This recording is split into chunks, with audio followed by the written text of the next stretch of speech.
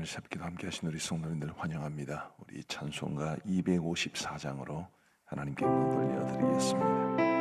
254장입니다.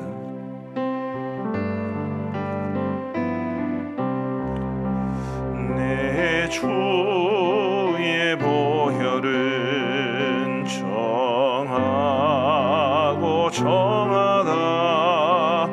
내 죄를 정케 하신 주 나로라 하신다. 내가 주께로 지금 가오니 십자가의 보혈로 날 씻어 주소서. 약하고 추해도 주께로 나가면 힘 주시고 내 추함을 곧 씻어 주시네. 내가 주께로 지금 가오니 십자가의 보혈로 날 씻어 주소서. 날 오라 하심은 온전한 믿음과 또 사랑함과 평안함 다 주려 함이라. 내가 주께로 지금 가오니 십자가의 보혈로 날 씻어 주소서. 큰 죄인 복받아 살 길을 얻었네. 한없이 넓고 큰 은혜 베풀어 주소서. 내가 주께로 지금 가오니 십자가의 보혈로 날 씻어 주소서. 그 피가 맘속에 큰 증거 됩니다. 내 기도 소리 들으사 다 허락하소서. 내가 주께로 지금 가오니 십자가의 보혈로 날 씻어 주소서.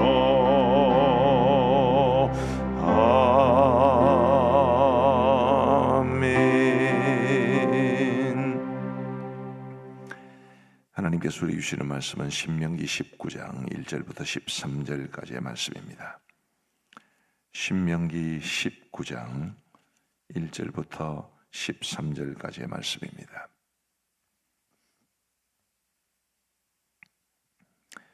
우리 하나님의 말씀을 교독하시겠습니다. 제가 먼저 1절을 읽겠습니다.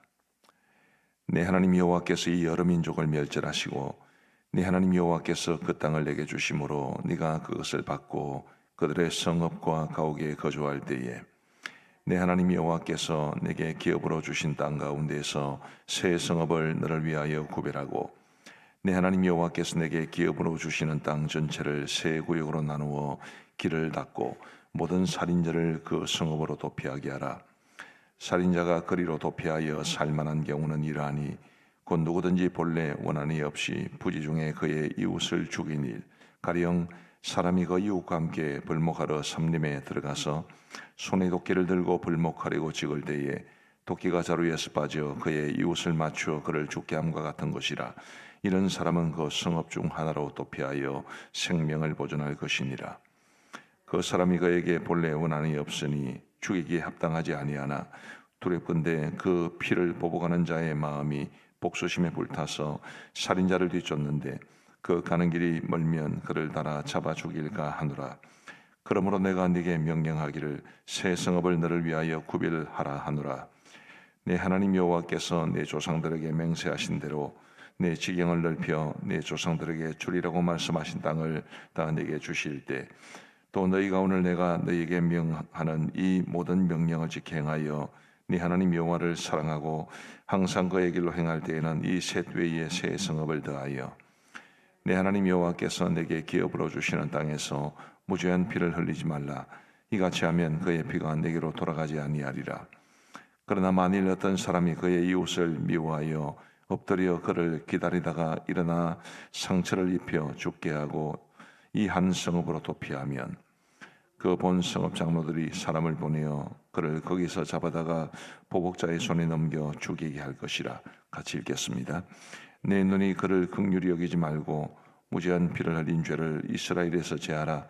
그리하면 내게 복이 있으리라. 아멘. 오늘 말씀은 도피성에 관한 제도입니다.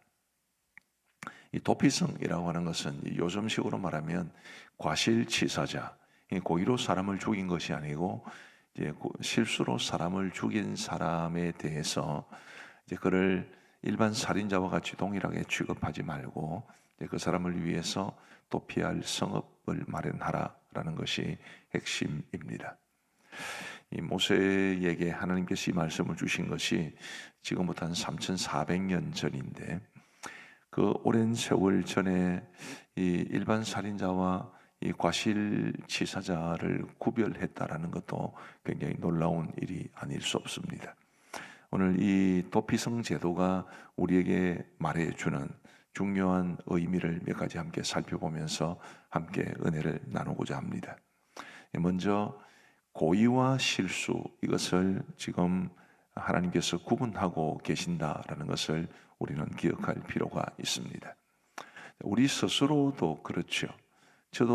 제가 우리 하나님을 기도할 때 알고 범한 죄도 있고 모르고 범한 죄도 있다, 이런 이야기를 종종 하는데 이 모르고 범한 죄가 다 실수라고 생각이 됩니다. 고의와 실수를 구분하시는 하나님의 뜻이 분명히 있겠지요. 우리가 다른 사람들을 대할 때도 어떤 나에게 잘못을 범했을 때 이게 고의냐 실수냐, 그것을 좀 깊이 생각해 볼 필요가 있습니다. 우리는 당장 어떤 손해가 닥쳐오거나 혹은 기분이 나쁘거나 하면 바로 이렇게 감정을 쏟아내고 혹은 미워하는 경향이 있습니다만은 하나님마저도 고의와 실수를 구분하시는데 우리가 마땅히 고의와 실수를 구분하는 것이 옳다고 생각을 합니다. 그래서 실수에 대해서는 우리가 좀 더 너그럽고 좀 더 관용을 베풀어야 되겠고요. 또 설령 고의로 우리에게 죄를 범하는 사람이라 할지라도 그 사람이 진정으로 이제 용서를 구하면 또 용서해주는 그런 너그러운 마음도 우리에게 있어야 할 겁니다. 우리 아이들이 어렸을 때 저희 부부가 이제 아이를 양육하면서 바로 이 점을 굉장히 중요하게 생각했습니다. 고의냐 실수냐. 실수는 그렇게 뭐라 하지 않았습니다. 예를 들면 같이 식사를 하다가 물을 쏟았습니다. 고의입니까 실수입니까? 실수죠, 그죠? 그런 거는 뭐라 하지 않았습니다. 근데 부작용이 생기더라고요. 고의 실수로 뭘 하기는 해도 지가 잘못한 게 잘못한 건데 딱 물을 쏟고 엄마한테 이렇게 말한 겁니다. 엄마, 이거 실수죠. 얼마나 뻔뻔해지는지 그런 좀 부작용도 있기는 했습니다만은 어쨌든 우리가 고의와 실수를 구분하는 것은 필요합니다. 우리가 아주 악의적으로 다른 사람들에게 해를 끼친다. 이런 경우가 그렇게 아마 많지는 않을 겁니다. 특별히 교회 안에서 우리가 많은 사람들과 상대를 하고 살아가는데 나에게 좀 부담스러운 일을 한 사람, 또 좋지 않은 일을 한 사람, 그런 경우에 우리가 실수는 좀 덮어주고 갈 필요가 있죠. 저는 목사이기 때문에 이제 말을 많이 하니까 아무래도 말을 많이 하면 허물을 면키 어렵습니다. 말을 많이 하면 실수가 나오게 되고 또 여러 가지 이제 어려움을 겪게 되는데 저의 말 실수 때문에 상처를 받은 분들이 아마 이 자리에도 계실지 모르겠습니다. 널리 너그럽게 용서해 주시기를 바라고 다른 사람들의 실수에 대해서 고의로 한 것이 아니라 실수로 한 것에 대해서는 우리가 보다 더 너그럽게 대해 줄 수 있는 그런 마음이 있으면 좋겠다. 그런 생각을 이 도피성 제도를 보면서 가지게 됩니다. 두 번째로 이 도피성이 과실치사자들이 피할 수 있는 그런 성읍이라고 말씀을 드렸는데 이 도피성 제도는 예수 그리스도를 우리에게 보여줍니다. 아무리 과실로 사람을 죽였다 하더라도 그 죽임 당한 사람들의 가족의 입장에서 보면 억울하지 않겠습니까? 이스라엘뿐만 아니라 고대 근동에서는 이 죽임을 당한, 살해당한 사람의 가족들이 복수를 할 수 있는 관습이 있었습니다. 6절 말씀해 보시면 그런 말씀이 언급이 되어 있는데요. 그 사람이 그에게 본래 원한이 없으니 죽이기에 합당하지 아니하나 두렵건대 그 피를 보복하는 자의 마음이 복수심에 불타서 살인자를 뒤쫓는데 그 가는 길이 멀면 그를 따라 잡아 죽일까 하노라. 좀 이런 사사로운 복수를 좀 허용하는 듯한 그런 느낌이 없지 않아 있습니다. 동유럽 국가들 중에는 다른 나라들은 잘 모르겠습니다만 동유럽 국가 중에는 지금도 이 가족 중에 한 사람이 죽임을 당하면 복수를 할 수 있는 관습이 있다고 그럽니다. 제가 예전에 그 만화 그림 잘 그렸던 분이 이원복 교수인가요? 그 이원복 교수가 쓴 글을 보면서 제가 아주 놀랬던 적이 있는데 그분은 이제 알바니아라는 나라 예를 들었습니다. 그 알바니아 같은 경우에 예를 들면 어떤 사람의 형제가 억울하게 죽임을 당했으면 반드시 이제 복수를 하는 것이고 그러면 또 이렇게 죽임당한 사람의 가족도 복수를 하는 것이고 이 복수가 복수를 계속해서 이어가게 되는 그런 불행한 일이 있고 그 당시에 제가 지금 오래돼서 정확하게 기억이 나지 않습니다만 알바니아에서만 그렇게 해서 사람을 죽이고 복수를 당할까봐 이 숨어 지내는 사람들의 수가 수만 명이나 된다 이런 이야기를 본 적이 있습니다. 어쨌든 고의든 실수든 내 형제가 죽었다. 그러면 복수를 하려고 그러는데 그런 복수의 손길을 피할 수 있는 곳이 바로 도피성 제도인 것입니다. 우리가 어떤 잘못을 범해도 예수 그리스도 안에 있으면 그 죄에 대한 형벌을 면할 수 있다는 것이 이 도피성 제도가 보여주는 예수 그리스도의 모습입니다. 또 하나 오늘 본문에는 그게 기록되지 않았지만 다른 본문에는 기록되어 있는데 그러면 도피성에 피한 사람이 죽을 때까지 그 도피성에서 사냐? 그렇지는 않습니다. 그 당대의 대제사장이 죽으면 그 사람은 자유를 얻어서 집으로 돌아갈 수 있었습니다. 어떤 목사님이 그렇게 말씀하시는 것을 들었는데 이 도피성 제도와 관계돼서 이야기를 나누면서 방금 말씀드린 것처럼 당대의 대제사장이 죽으면 도피성에 있는 사람들이 집으로 돌아갈 수 있었으니까 그 도피성에 있는 사람들이 제일 기도하는 게 뭐겠는가? 뭐겠습니까? 대제사장 빨리 죽기를. 이거는 성경에 기록된 것이 아닙니다. 그러면서 하는 말이 이 목사를 미워하는 사람들도 종종 있을 텐데 목사 죽기를 원하는 사람이 얼마나 많겠노? 이런 이야기를 농담 삼아 했던 적이 있습니다. 어쨌든 대제사장의 죽음이라는 것이 일종의 사면증이 되니까 이것도 예수 그리스도를 우리에게 보여줍니다. 주님의 죽으심이 곧 우리에게는 자유를 주었다라는 것을 말해주는 거지요. 그래서 이 도피성 제도가 지금 우리에게는 없고 또 이스라엘에도 아마 없을 것이라고, 현대 이스라엘에서는 없을 것이라고 생각합니다만은, 이 도피성이 우리에게 가르쳐주는 예수 그리스도에 대한 깊은 교훈은 늘 우리가 새겨야 하고요. 오직 예수 그리스도 안에 피할 수 있는, 그래서 우리의 죄의 형벌로부터 이제 면제받고 하나님께서 주시는 죄 용서의 은혜를 예수 그리스도 안에서 누리며 살아갈 수 있는 우리 모두가 되기를 간절히 바랍니다. 마지막 세 번째로, 어떤 평범한 사람이 자신의 실수로 사람을 죽였다 그러면 그 마음이 평안하겠습니까? 굉장히 당황스럽고 어찌할 줄을 모를 겁니다. 그래서 도피성 제도가 있다 하더라도 그 도피성이 어디에 있는지를 생각해 내지도 못할 겁니다. 그래서 하나님께서는 이 도피성으로 가는 길을 잘 닦아라 그렇게 말씀하고 있습니다. 3절 말씀에 보시면,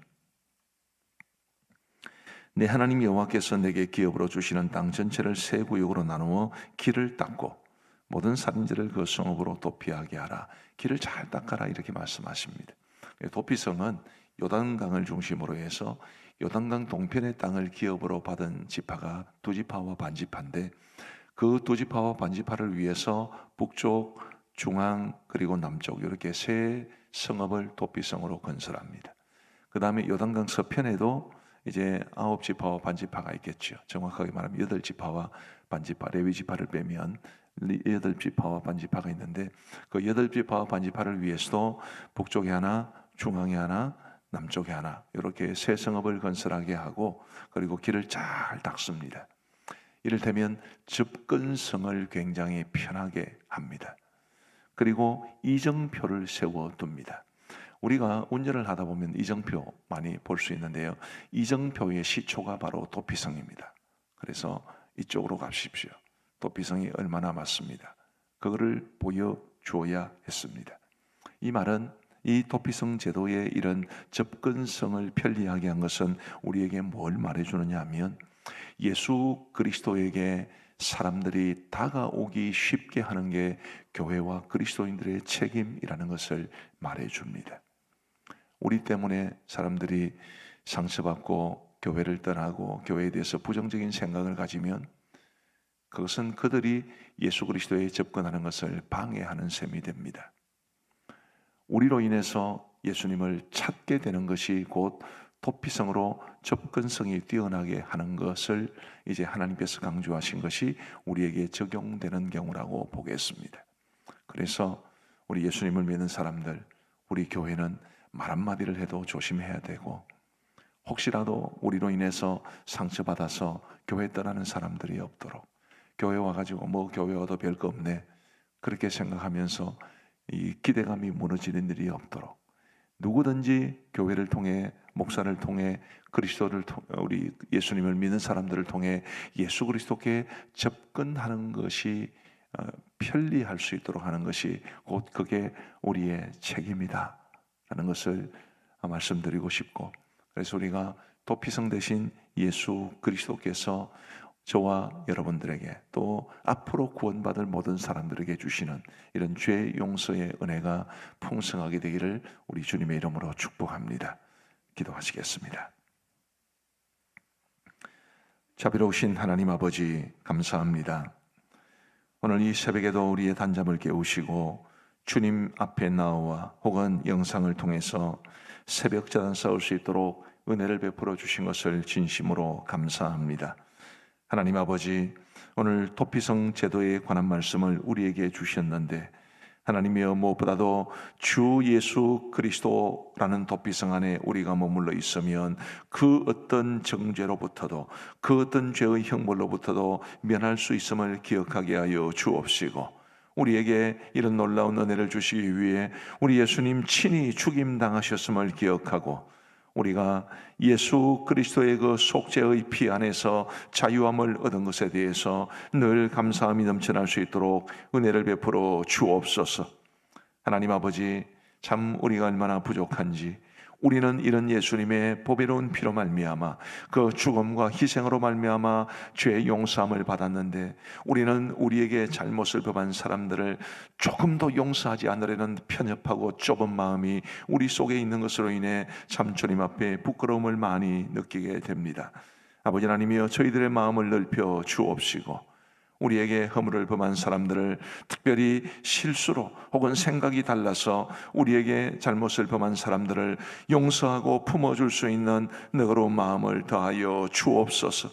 설령 고의로 우리에게 범죄했다 하더라도, 우리에게 큰 폐를 끼쳤다 하더라도 주님, 용서를 구하면 너그러이 용서할 수 있는 마음을 더하여 주옵시고, 그가 용서하지 않았더라도 우리 주님의 그 놀라운 피를 생각하며 우리가 사람을 용서하며 살아갈 수 있도록 은혜를 베풀어 주옵소서.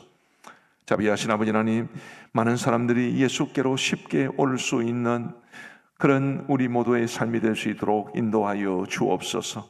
교회와 목회자와 그리스도인들의 그릇된 모습 때문에, 혹은 우리의 부족함 때문에 사람들이 예수께로 다가오는 것을 방해받지 않도록 주님께서 도와주옵시고, 한 사람이라도 더 나를 통해, 우리를 통해, 우리 교회를 통해 예수님께 더 가까이 다가와 그들의 죄 용서함을 받을 수 있는 은혜를 허락하여 주옵소서. 아버지 하나님이여, 오늘도 우리에게 새로운 날을 주시니 감사합니다. 이 하루를 살아가는 동안에도 주님의 크신 은혜를 누리며 살아갈 수 있도록 도와주옵시고, 새로운 날이 되었지만 여전히 해결되지 못하고 있는 문제 때문에 어려움을 겪는 분들도 계실 터인데, 우리 주님 긍휼히 여겨주시기를 간절히 원하옵고, 아버지 하나님이여, 우리가 겪는 모든 문제가 속히 해결될 수 있는 큰 은혜를 허락하여 주옵소서. 아버지 하나님이여, 우리 성도들의 가정이 행복하고 화목하기를 간절히 원합니다.